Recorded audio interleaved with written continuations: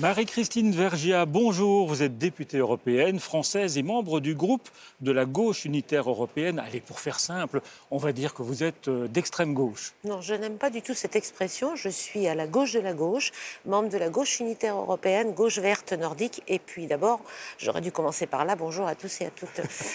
C'est noté. Alors, je vous ai servi au bar de l'Europe du pain béni. Parce que le président Erdogan a déclaré que le putsch manqué de juillet dernier avait été du pain béni et les événements semblent lui donner raison. Ce putsch manqué lui permet d'éliminer tous ses adversaires. Est-ce que la Turquie est encore une démocratie ? Je crois qu'on peut se poser la question. Je crois que cette expression même du président Erdogan est un aveu.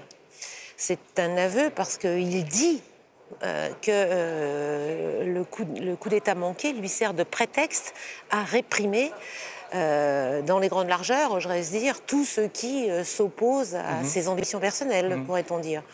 Alors c'est vrai qu'il y a de quoi être inquiet, des milliers, des dizaines de milliers de personnes arrêtées, des milliers, même plus d'une centaine de milliers de personnes qui ont été limogées, beaucoup de fonctionnaires, beaucoup de magistrats, beaucoup de journalistes, beaucoup de défenseurs des droits et beaucoup de militants kurdes.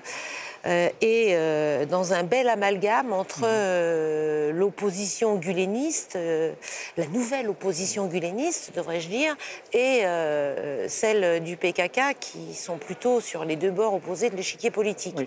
Jean-Claude Juncker a déclaré que la Turquie s'éloignait chaque jour un peu plus de l'Europe.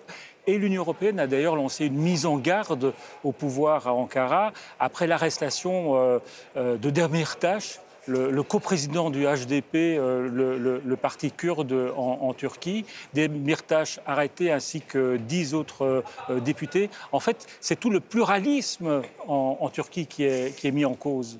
Oui, d'une certaine façon, c'est la bâtine de Demirtaş, c'est un peu un symbole de la résistance des partis d'opposition démocratique. Le HDP rassemble beaucoup plus que les Kurdes, il rassemble beaucoup de minorités d'opposition, de plus en plus l'opposition démocratique de gauche en Turquie. Alors oui, c'est un symbole qu'il ait été arrêté, c'est une voix forte qu'on a fait taire.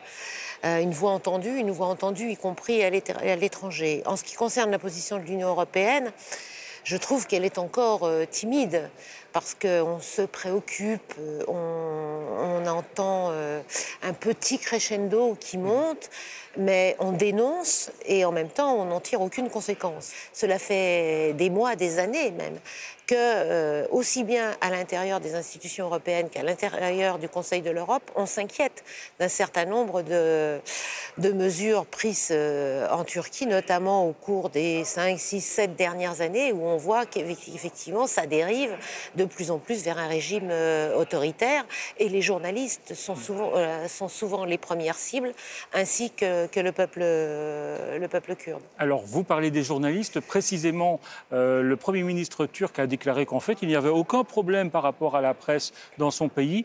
On l'écoute. Quelqu'un du Parlement européen a dit que les arrestations de ces journalistes étaient une ligne rouge. Mon frère, nous n'avons que faire de ta ligne rouge. Nos lignes rouges, c'est le peuple qui les trace. Le peuple. Quelle autorité a ta ligne ?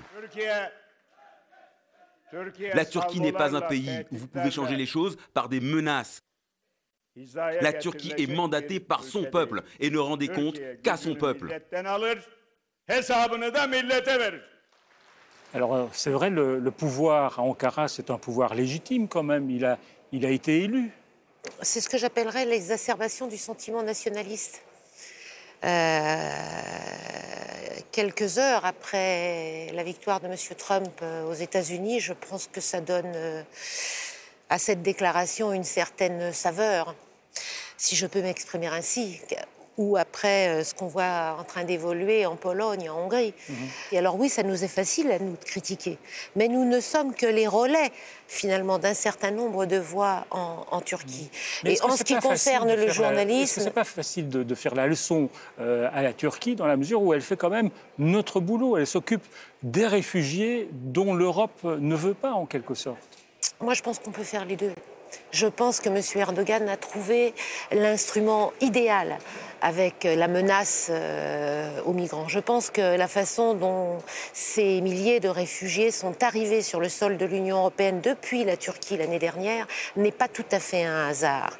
Et maintenant, on en paye le prix. On n'a pas su répondre à cette provocation de M. Erdogan.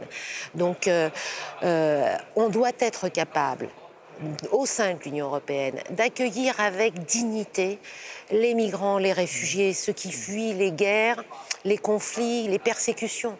Et on doit tout aussi être capable d'avoir un discours qui soit réaliste par rapport à la dérive autoritaire du régime de M. Erdogan, particulièrement symbolique en matière de presse, de médias, puisque depuis des années, Reporters sans frontières, et je dis bien depuis des années, pas seulement depuis le mois de juillet, Reporters sans frontières dit que la Turquie est la plus grande prison du monde pour les journalistes.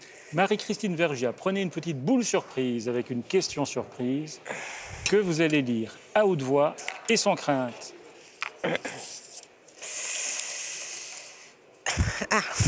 Après Trump, Marine Le Pen.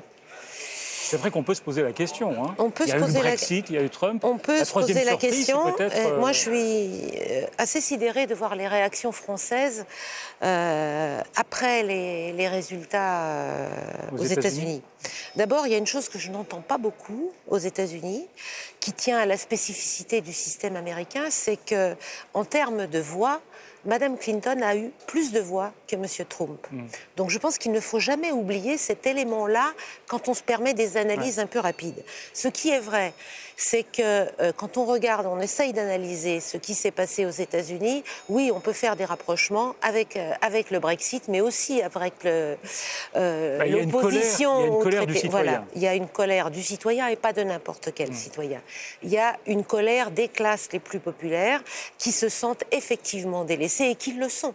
Il suffit de regarder l'augmentation des inégalités. Donc Marine Le Pen, c'est possible. Les riches sont de plus en plus riches, les pauvres sont de plus en plus pauvres et ces écarts ne cessent d'augmenter.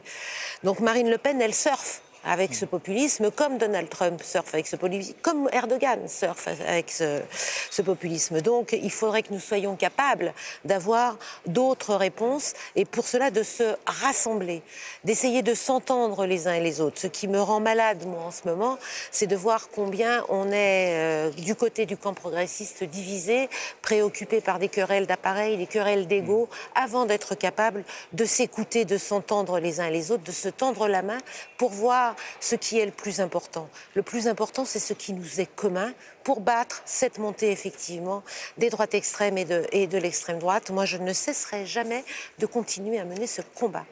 Merci Marie-Christine Vergiat d'être venue au Bar de l'Europe et merci pour votre dynamisme. Merci à vous.